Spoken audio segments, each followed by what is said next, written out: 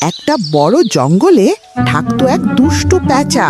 সে সব সময় মজা করার জন্য অন্য পাখিদের ভয় দেখাতো, কখনো তাদের খাবার লুকাতো। পাশেই থাকতো এক রঙিন চঞ্চল কাকাতুয়া, যে খুবই সৎ আর মিষ্টি স্বভাবের। একদিন প্যাঁচা কাকাতুয়ার ফলের ঝুড়ি লুকিয়ে দিল। কাকাতুয়া বুঝেও রাগ করলো না, বরং হাসি মুখে বলল, প্যাঁচা, দুষ্টুমি করে কেউ সত্যিকার আনন্দ পায় না, বরং সততা আর ভালোবাসা সবাইকে খুশি করে। প্যাঁচা চুপ হয়ে গেল। সে বুঝলো কাকাতুয়া তাকে শিখাতে চায়, অপমান করতে নয়। শেষে প্যাঁচা নিজেই ঝুড়ি ফিরিয়ে দিল এবং বলল, মাফ করো, আমি আর দুষ্টুমি করব না।